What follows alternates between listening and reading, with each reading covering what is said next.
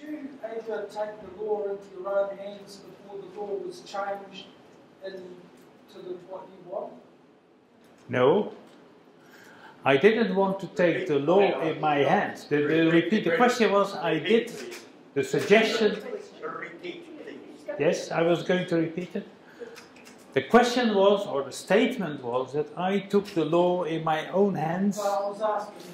Were you asking what I did? I said, did you ever take the law into your own hands before the law was changed to the way you wanted it? It is did I ever take the law in my own hands before it was legalized? That's what you are asking. Yes. I could say no, because we only have euthanasia legalized since 2002. We had a criminal code before that, and in that criminal code it was said that euthanasia is forbidden. You're trespassing the law.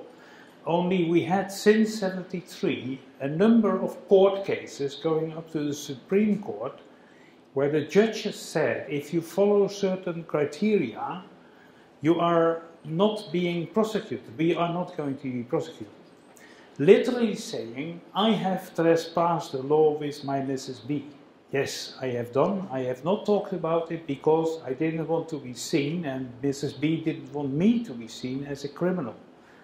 But what I did was in compassion. What I did was what has been doing by many doctors in the Netherlands at that time, and is still being done by doctors, which is still being done by doctors. They do something. And I did something, and in literally say I trespassed the law, but would there have been the law we have now, I would not have trespassed it. I would have followed the law. And I think I followed the criteria which at that moment were in the Netherlands. Okay. Yeah? Okay, I see you have a question over there. Yeah?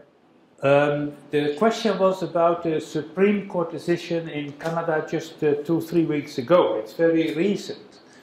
The important thing is, it is first of all, it is a very complicated legal document to read. You must be a lawyer to understand completely what I say. But what is actually has been important is that they say forbidding physician aid in dying or medical aid in dying is against the human right to life. And it is a whole complicated legal argumentation to get there. So the importance of that law is actually that for the first time in the world, the right to die, as we call it, or the right to have medical aid in dying, has been connected to human rights, which we have been trying before, which the UK have tried. So that is an important aspect of that decision. The second is that the Canadian Supreme Court has said to the government of Canada, you have to legalize physician aid in dying within a year. And it is not considered automatic that the government will say, we just put your decision aside and we go on as we do, because it is very rude not to follow your Supreme Court. So, and even a spokesman have said, no, we are going to do it, we're legalizing it. But we have to wait for a year. If they legalize it, to see what they legalize and how they legalize. But the importance of the decision is actually for me that it has been connected to human rights. And I was told last week by someone who is working in the human rights law in New Zealand, saying that it might be of importance for New Zealand because the New Zealand Human Rights Act is very much alike the Canadian one.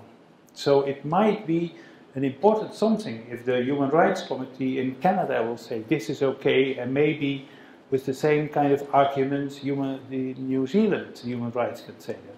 So I think it's an important decision. We do not know yet how far that will reach. Okay. I think then you were first, yes? That's the question which I have got many times since the law was legalized.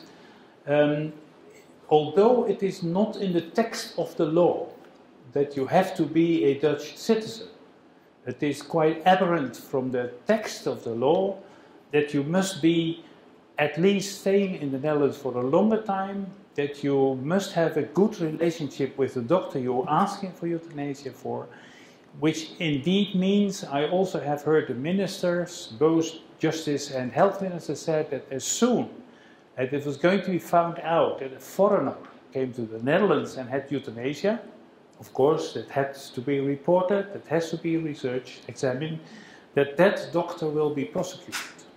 They don't want euthanasia tourism. The only country in the world where you could say tourism is a possibility is Switzerland.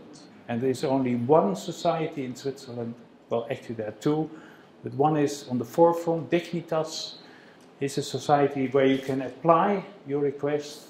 They have to have all the medical information, they have to assess your indication, and then you are possibly allowed to get your suicide in Switzerland. So you have to travel there, you have to pay for that, you have to pay for the membership. That's the only place where tourism is possible. So it's even a more reason to go for a euthanasia law in New Zealand. Okay. I'm one of the unconvinced, and okay. I am involved in aged care, and I have a serious concern here.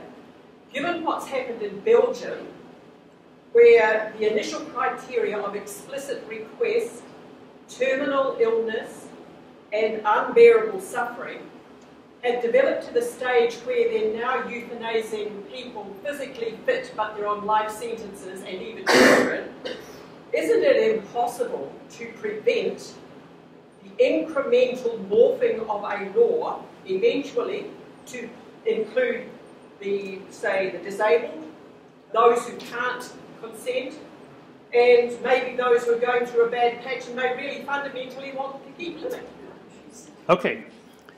Have everybody understood the question? How do we prevent what you may call the slippery slope? And she asked or compared it with the Belgian situation.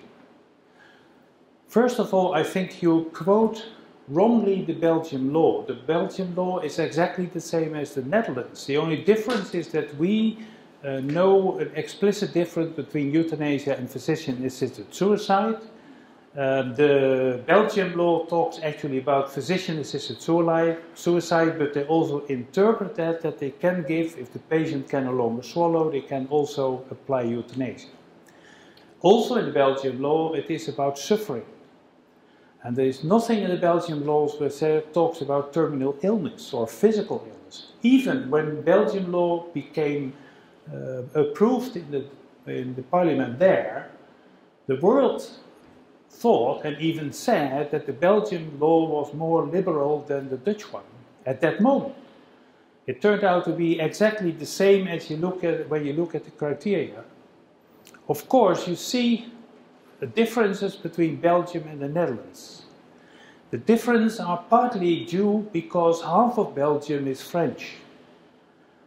And in French parts of Belgium we see what I would call a French culture, which is, say, doctors do a lot of things, they give a lot of doses with whatever, will never report. They think that they know best what is good for your patient. That is the reason why the numbers in Belgium are not as good as we have in the Netherlands. But principally the law is not much different. What has changed in Belgium is that we have in our law the age criteria, that we say it is an adult person may ask. We have the reason that a 16 and 17-year-old may ask for euthanasia, but then the parents have to be informed by the doctors before he can do it. And if the person is 12, 13, 14 or 15, so a child, he may ask, but the parents have to consent with the request. Belgium always talked only about adult situation, and they wanted to, because they saw the necessity to have the possibility with younger persons who suffered as much as the adult ones. And they have decided not to take the same age criteria as we did, but just say, we do not make an age limit. Everybody who has a request for euthanasia is allowed to have that request, Only the doctor and everybody must be convinced that the person who asks it knows what he is asking, realizes what he is asking. Which in effect means that a child of 10, 11 or 12 years old cannot ask. Yes, he can ask, but the doctor will say, you do not know what it means if you ask that. So actually also there is not a real difference between the Belgium and the Dutch situation. And lastly, what I would say is about the experience. Belgium has legalized their law on the basis of the Dutch experience. They have legalized it, what I would say, top down. Suddenly there was this loophole, political parties and doctors said we want this law also in Belgium, where in the Netherlands we had a bottom-up situation, where doctors practiced, were supported by doctors' organization, were supported by court decisions. So we gradually developed our practice. We got experience. So I think really if a slippery slope of whatever sort ever would have happened, it would have been in the Netherlands because we have more than 35 years of experience.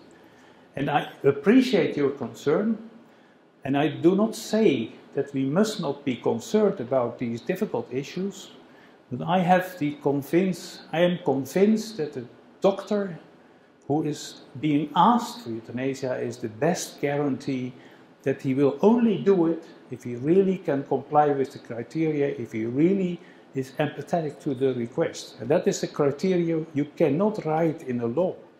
That is something you have to trust your doctors for. And that may be a cultural difference between some countries. Thank you. Okay?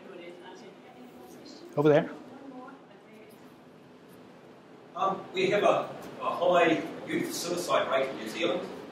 How do you think your message will be received since you advocate the right to die for suffering people, and these young people also are experiencing unbearable suffering? Thank you for the question. How do I compare euthanasia practice and law with a high suicide rate in New Zealand? First of all, I must say that the suicide you are talking about, the high suicide rate, has nothing to do with euthanasia. It is a suicide by persons who are desperate for whatever reason and do something with their life. Most of the time, actually, they have what we call a cry for help. I don't know how many times I have got a telephone call from my patient say, "Doctor, please, I swallowed an overdose, what do I do?" And I said, "You go to hospital because you want to live. You only had a cry for help." Where the euthanasia is something, and I correct you, it is not the right to die. Everybody in the world has the right to die because everyone is dying. But it is the right to ask for euthanasia. And if you do not ask for euthanasia, you don't get it. Simple as that. So it is a different category. I can prove it. I don't have the research articles here.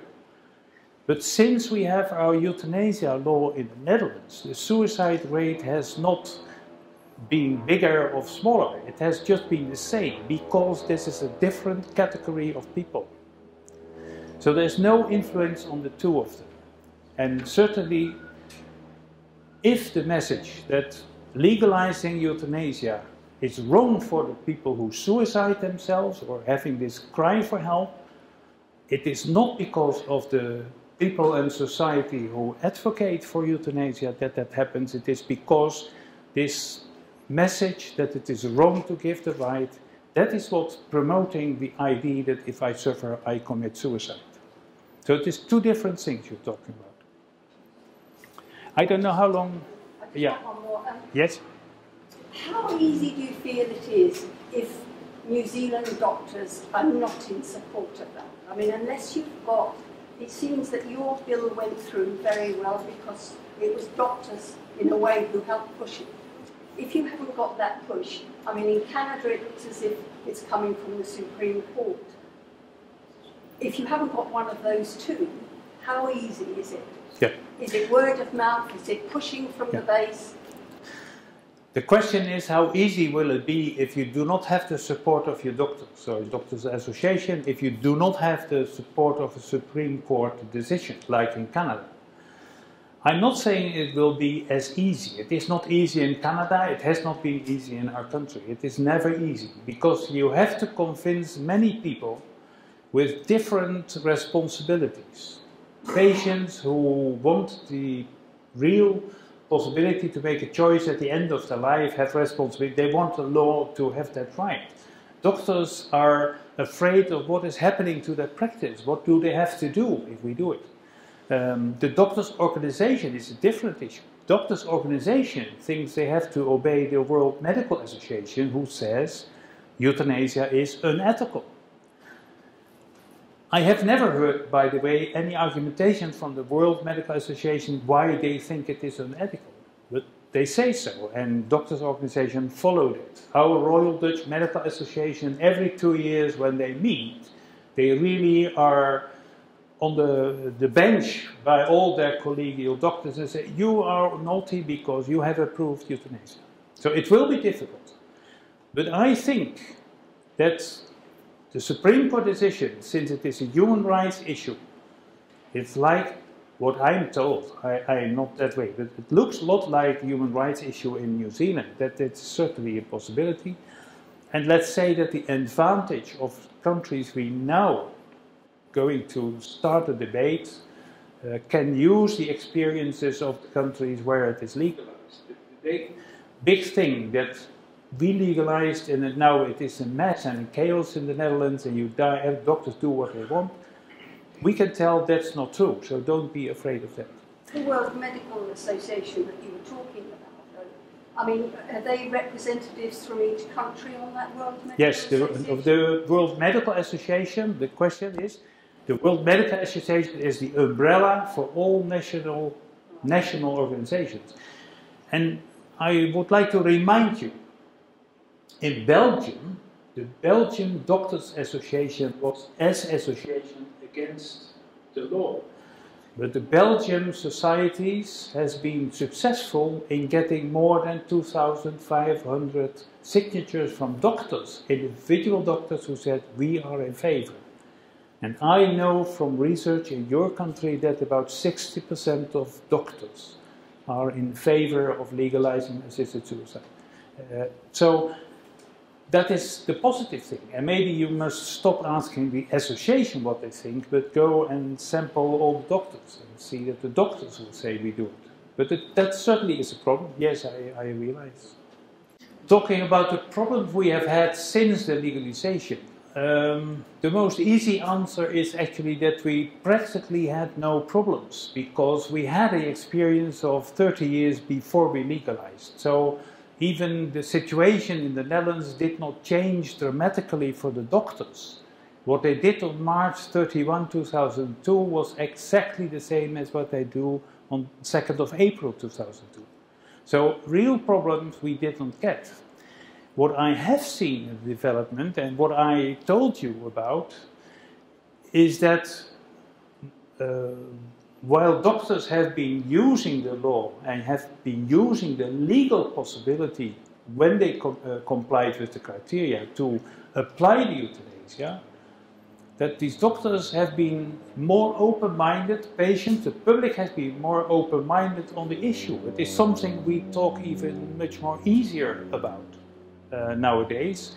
And that is the reason why we see that now discussions start about psychiatry, about dementia, which were issues in the beginning. But we have now the room, and I do not think, and people do not think, that we have a slippery slope or that we have to change the law. The good thing of our law is that it has been a framework in which the doctor and the patient, every time these two decide if they comply with the law. Which makes it possible, and since we talk about suffering unbearably, we do not talk about physical illness or mental illness or whatever. If somebody convinces the doctor that he or she is suffering unbearably, and he convinces the doctor enough, and the doctor knows that he can do nothing to make the suffering better, that couple complies with the criteria of the law. And that is what we've seen and what is used sometimes by saying, you see, they start with euthanasia for terminal cancer cases and they end up by euthanizing children. And I said already, we are not euthanizing children. That is a completely different issue. I hope this will answer, maybe not all what you want. And I am not afraid that that will happen in New Zealand as well. Thank you very much.